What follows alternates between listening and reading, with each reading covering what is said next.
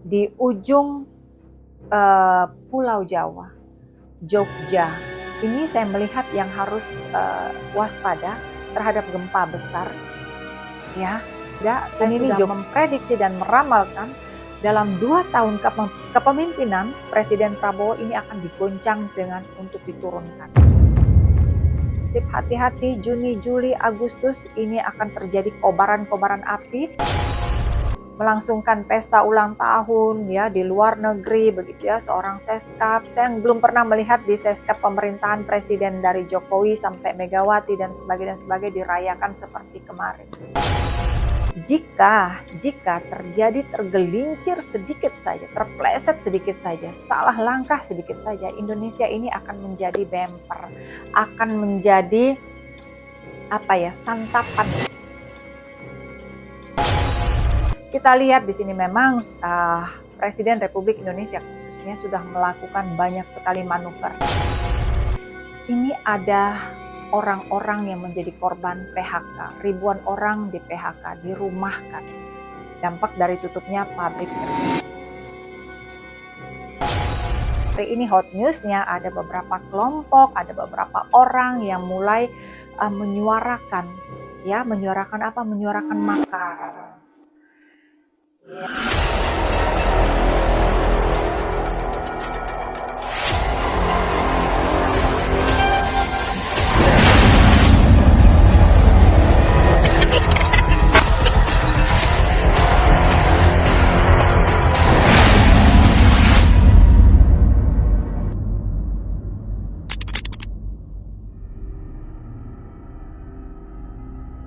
Inilah Kiblat Papat, kembali lagi bersama saya Yesi Dayak di channel YouTube Kiblat Papat.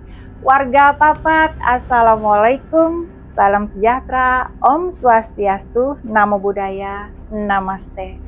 Saya Yesi Dayak, setelah lebih dari 4 purnama sepertinya dari Desember tahun lalu akhirnya kembali lagi. Mohon maaf kepada warga Papat mungkin yang menunggu-nunggu prediksi saya di tahun ini kenapa banyak absen sekali dari Januari dan ini April saya baru akan memprediksi kembali. Namun jika warga Papat mengikuti ya atau menonton di prediksi saya di akhir tahun kemarin, di Desember kemarin, ini sudah cukup jelas sebenarnya apa yang akan terjadi di 2026. Saya mengulas ke belakang sebelum saya memulai prediksi untuk dari April hingga Desember. Saya sudah memprediksi tentang ekonomi, kemudian politik di Indonesia, kemudian alam, kemudian juga keadaan global yang hari ini masih terjadi perang antara Amerika dan Iran, ya. Yang saya sudah prediksi ini tidak akan selesai di akhir tahun kemarin dan justru akan semakin meluas, terjadi ekspansi, terjadi juga blokade, terjadi juga support ya dari kedua belah pihak ini dari negara-negara besar.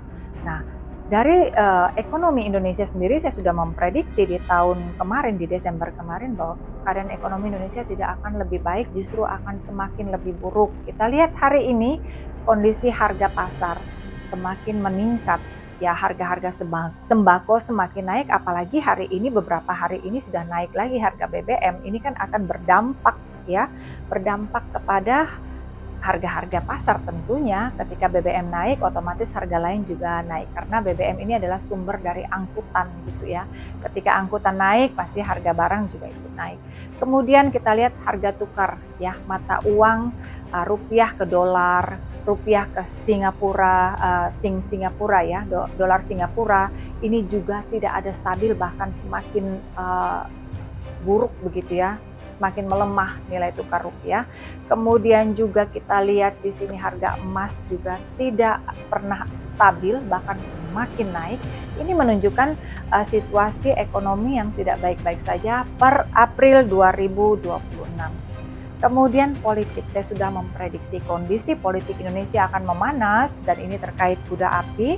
Ada banyak sekali percikan-percikan api di mana-mana. Kemudian bahkan sebelum Desember pun saya sudah memprediksi di podcast Kiblat Papat ini, saya katakan di tahun kedua kepemimpinan Bapak Prabowo Subianto sebagai Presiden Republik Indonesia akan digoncang, akan ada upaya untuk menurunkan beliau. Nah, kita ketahui hari ini hot newsnya ada beberapa kelompok, ada beberapa orang yang mulai menyuarakan ya, menyuarakan apa? Menyuarakan makar. Ya, ini yang menjadi hot news hari ini, dan ini sudah saya prediksi di tahun 2025 untuk menjadi kewaspadaan terhadap pemimpin tertinggi Republik Indonesia ini. Bahkan saya sudah mengatakan akan terjadi pergerakan-pergerakan ya, seperti Agustus tahun lalu, bahkan lebih besar. Itu sudah saya prediksi. Kemudian saya juga seperti tadi, untuk kondisi perang di Timur Tengah itu memang tidak berakhir. Di 2026 ini masih terus, itu sudah saya prediksi, dan hari ini kita ketahui Selat Hormuz masih ditutup ya, yang dampaknya kan kita ketahui kepada global dan juga khususnya kepada Indonesia terkait BBM, dan bukan hanya BBM sebenarnya. Selat Hormuz ini juga mengangkut biji plastik. Ini warga papat, sebelum saya lupa ya, salah satu pabrik terbesar petrokimia di Bekasi ini kan tutup. Dampak dari suplai dari biji plastik ini ya, yang dari Selat Hormuz ini tidak bisa sampai ke pabrik tersebut, ke Indonesia, sehingga harus tutup. Nah, tutupnya pabrik tersebut ini kan berdampak pastinya kelangkaan plastik-plastik. Kemudian juga yang paling menyedihkan di sini kan bukan hanya plastik ya yang langka, kemudian harga plastik juga menjadi naik. Ini ada orang-orang yang menjadi korban PHK, ribuan orang di PHK, dirumahkan, dampak dari tutupnya pabrik tersebut. Nah, ini baru satu contoh, ya, satu contoh dampak dari ketika Selat Hormuz ditutup, seberapa parahkah chaosnya Indonesia. Baik, saya akan melihat apakah situasi ini akan membaik dari April ini ke Desember, atau justru akan semakin lebih buruk lagi. Seperti biasa, saya menggunakan kartu tarot dan akan membacanya dengan mata batin saya, mengambil 3 kartu tarot, kemudian 1 bottom deck card.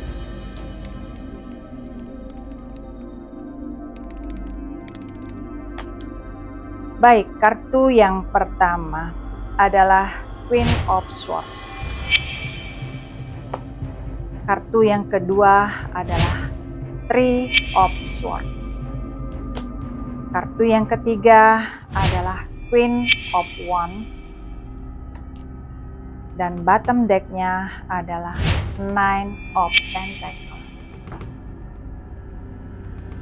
Baik, Queen of Swords ini menyimbolkan ya, ratu dari pedang. Ya, ratu dari pedang ini adalah pemimpin yang memegang tanggung jawab, ya, yang memiliki tugas, yang memiliki kebijakan, yang mampu mengambil, seharusnya mampu mengambil satu sikap keputusan yang berpihak pada rakyat. Jika kita lihat di sini, apa yang dilakukan oleh pemimpin negara ini terhadap rakyat Indonesia hari ini terkait ekonomi. Seperti yang tadi sudah saya ulas di depan, bahwa kondisi ekonomi Indonesia tidak baik-baik saja. Kita lihat di sini memang Presiden Republik Indonesia khususnya sudah melakukan banyak sekali manuver ya. Keluar negeri sangat intens sekali, negosiasi dengan negara-negara luar cukup intens, berkunjung, bahkan hari ini mungkin beliaunya masih di luar negeri juga untuk melakukan negosiasi.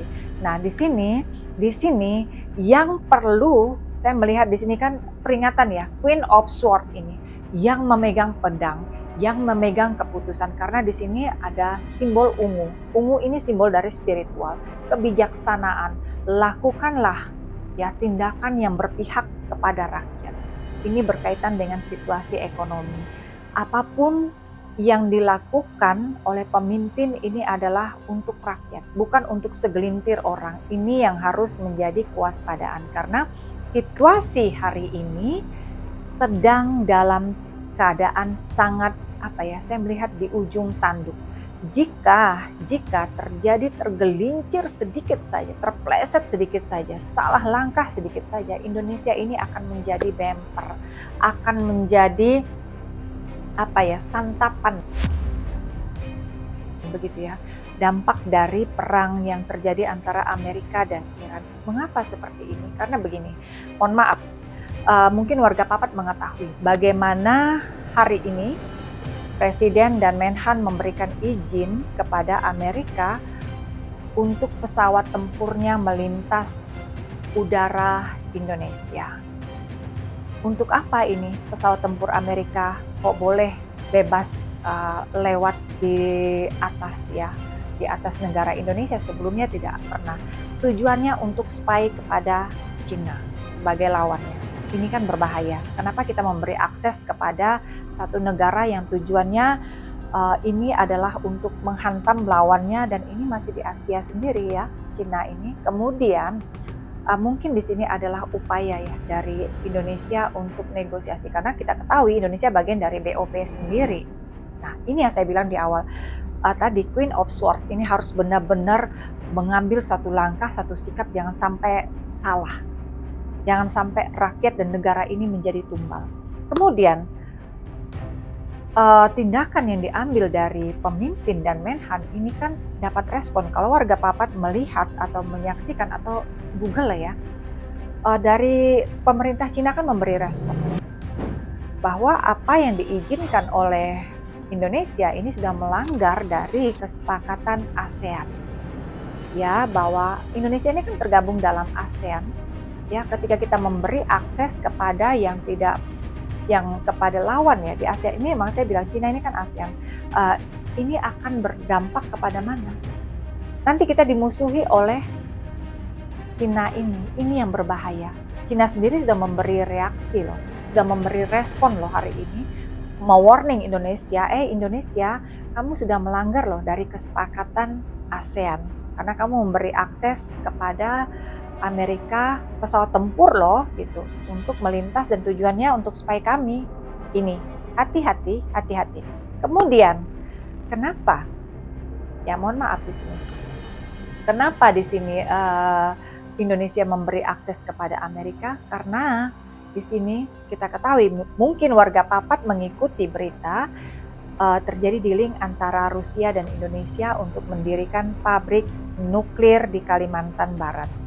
Inilah yang menjadi, yang saya melihat dengan mata batin saya seperti buah simalakama, karena Amerika dan Rusia di sini adalah dua blok yang berbeda dalam perang yang terjadi di Timur Tengah. Indonesia ingin berusaha menjadi netral, namun di sini saya melihat kanan kiri berusaha bermain, tapi nanti dampaknya di sini ada Cina yang merasa dirugikan, dan Cina ini negara besar ya, mereka juga superpower. Hati-hati, jangan sampai kita berusaha untuk netral, memberi akses kepada Rusia, untuk membujuk Amerika, kemudian kita di sini rakyat Indonesia yang menjadi sasaran. Ini menjadi buah simalakama. Hati-hati ya. Saya percaya sebenarnya di sini pemimpin kita ya, Bapak Presiden Prabowo tidak meniatkan itu. Namun manusia ini kan memiliki keterbatasan, memiliki juga kelalaian. Nah, ini yang seharusnya orang-orang di sekelilingnya beliau benar-benar mengingatkan bahwa jangan sampai langkah yang diambil ini justru mencelakakan rakyat Indonesia dan negara ini. Jangan sampai.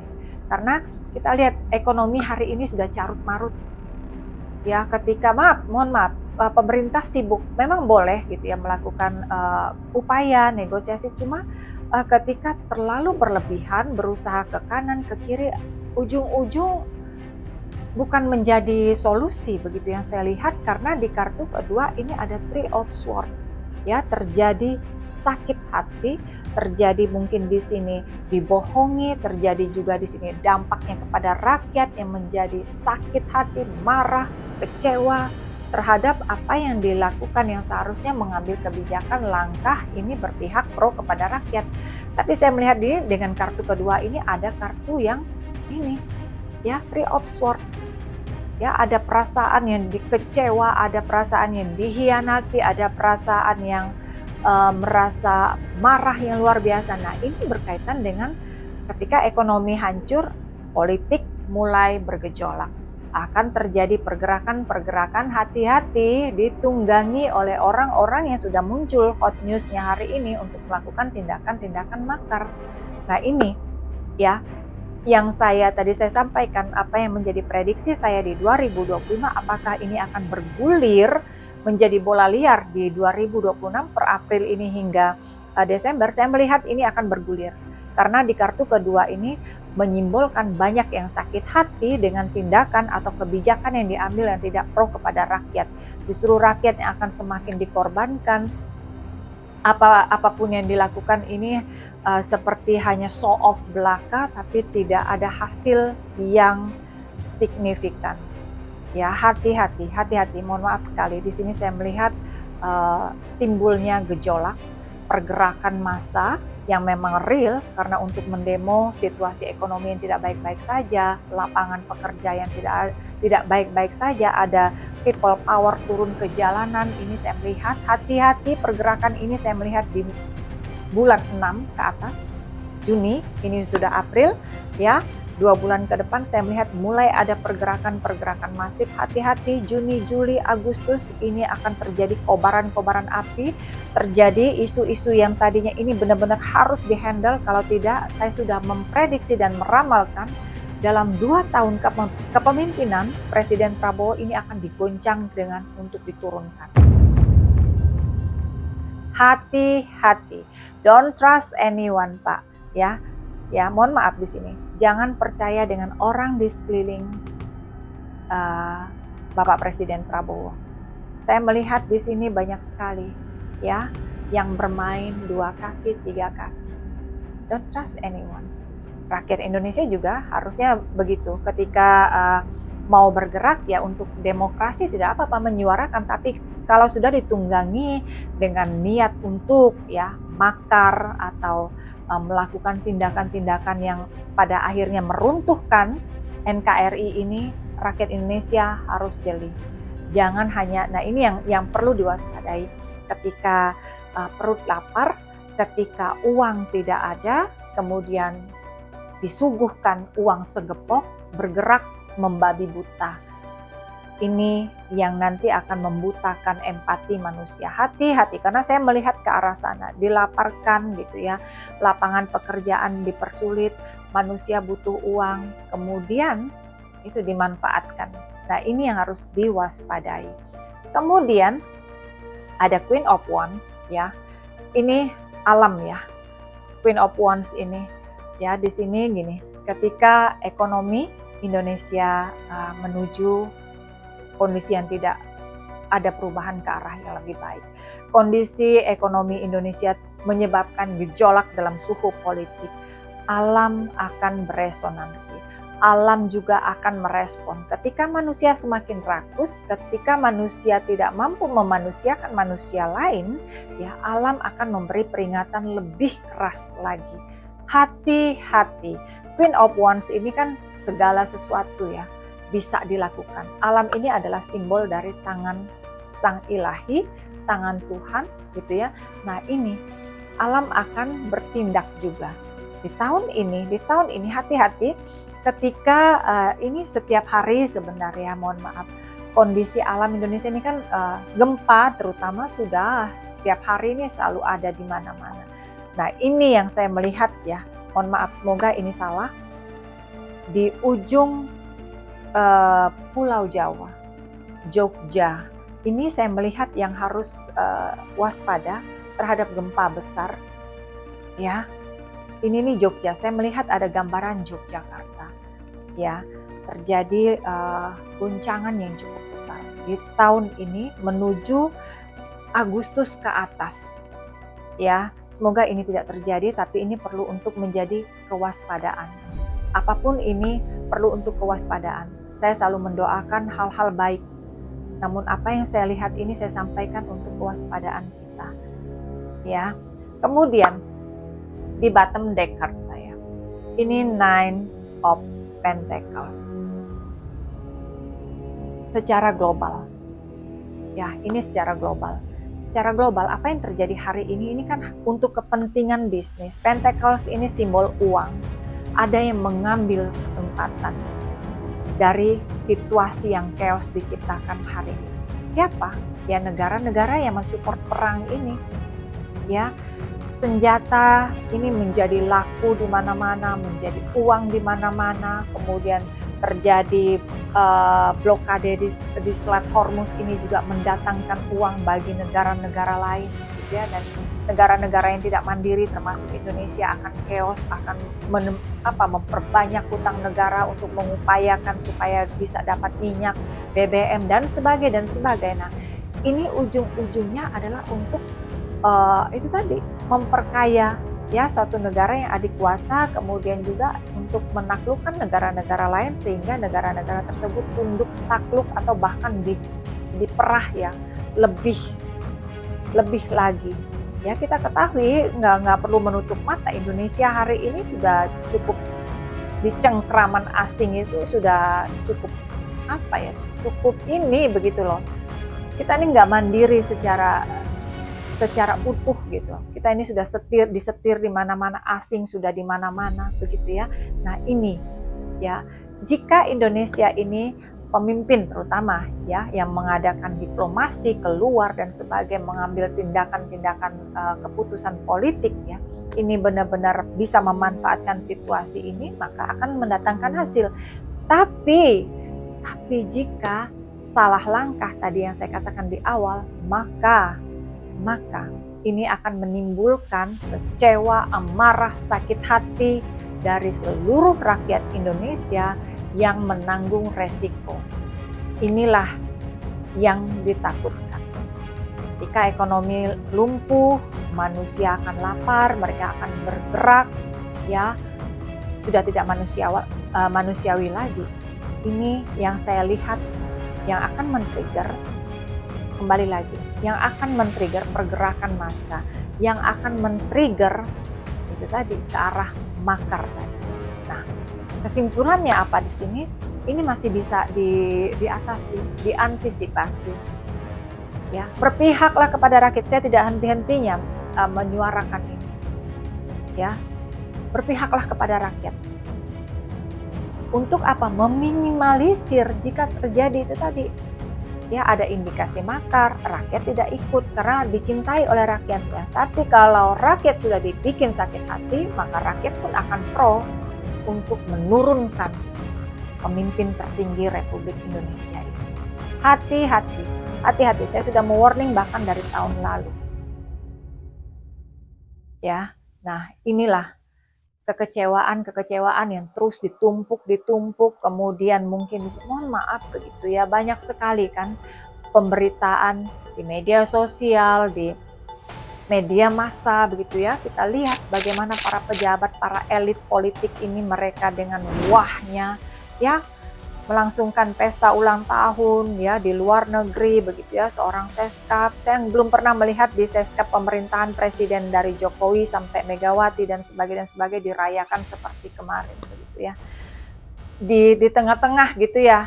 Ya, di tengah-tengah hari ini ya kita ketahui Indonesia dalam keadaan tidak baik-baik saja. Kita ketahui di beberapa waktu lalu seorang anak sekolah di NTT menghabisi nyawanya sendiri karena tidak mampu sekolah. Ya, ada pejabat kita yang dengan bangganya posting bagaimana merayakan ulang tahun ya di hotel mewah, megah ya. Banyak sekali berita. Ini saya tidak ada kepentingan personal, cuma gini, biaya mereka ke luar negeri ini bukan biaya personal. Adalah dari keringat pajak rakyat Indonesia. Nah, seharusnya ya mampu untuk empati, kembali lagi.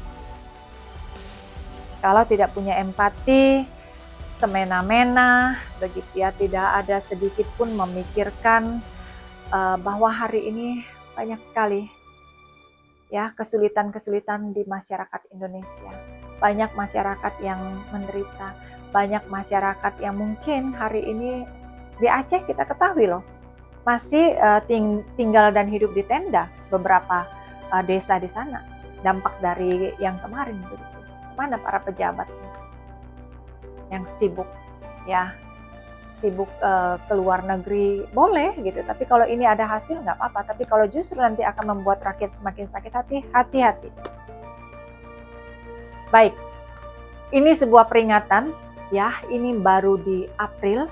Ya, Saya tadi berharap bacaan ini terjadi perubahan, terjadi kebijakan yang berpihak kepada rakyat, kemudian juga politik semakin lebih baik. Cuma saya melihat di sini memang searah dengan apa yang sudah saya prediksi di Desember tahun lalu. Bagi warga Papat, dengan ramalan ini artinya ini suatu kewaspadaan. Artinya kita harus lebih mempersiapkan supaya situasi ini jika terjadi kita dalam keadaan yang memang siap secara mental, siap juga di sini sudah harus mulai ya ketika tahu kondisi ekonomi, artinya kita harus mulai berhemat, harus mulai back to nature ya, mulai memanfaatkan lahan atau area pekarangan yang kosong untuk bercocok tanam atau mulailah untuk mandiri, jangan banyak berharap kepada pemimpin negeri ini. Kalau dengan bacaan yang seperti ini. Mohon maaf, begitu ya. Kembali lagi, don't trust anyone. Ini menjadi seperti sinyal yang kuat. Ya, percayalah pada diri sendiri dan kepada Tuhanmu itu lebih baik. Intuisi kalian juga harus digunakan. Ketika kalian melihat situasi seperti ini, saya yakin intuisi kalian juga bekerja. Baik warga Papat, demikian prediksi tarot dan mata batin saya dari April hingga Desember 2026. Saya Yesi Dayak. Sampai di sini prediksi saya dan jangan lupa subscribe, share, like dan komen di channel YouTube Kiblat Papat ini yang hanya menyampaikan informasi dan prediksi dengan mata batin yang paling tajam. Salam.